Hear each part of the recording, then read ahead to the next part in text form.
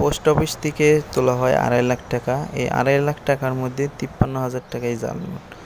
রক্ষক যখন ভক্ষক হয় তাহলে এই দেশের অবস্থা কি হতে পারে তাহলে বুঝেন। বৃদ্ধা জীবনের শেষ সঞ্চয় হাতে পেয়ে পড়েন এমন বিপদে। শেরপুর সদর উপজেলার গনই মমিনাকান্দা গ্রামের ষাটোর্ধ্ব শাহিনা বেগম গেল 7 অক্টোবর প্রধান ডাকঘর থেকে 3 বছর মেয়াদী সঞ্চয়ের 2,69,000 টাকা তুলেছিলেন। পরবর্তীতে ঢাকায় থাকা মেয়ে সুমিকে নিয়ে টাকা জমা দিতে গেলে ব্যাংক কর্মকর্তা জানান 53টি 1,000 টাকার নোট জাল।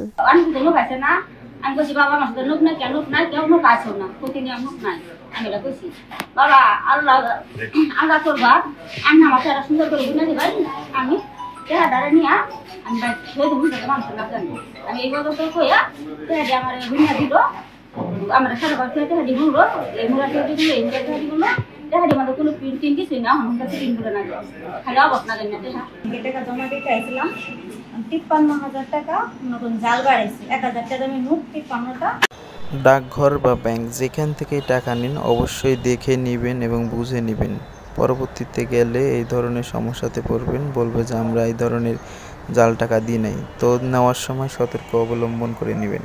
টাকা মহিলা নিয়ে গেছে 7 তারিখ, আর 5 দিন পরে আজকে মহিলা এসে বলতেছে যে তার টাকার মধ্যে জাল নোট হবে। তারপরে আমরা বলছি আমরা তো পার্টিকে টাকা পার্টির কাছে দেখে নিই, আবার যে পার্টি নেয় তাকে বলে দেখে নিতে। তারপরে দেখে দিচ্ছি আমরা সব দেখা দিচ্ছি, তখন আপনি বুঝে নিচ্ছেন কারণ 5 দিন পরে আসছেন এটা আমরা।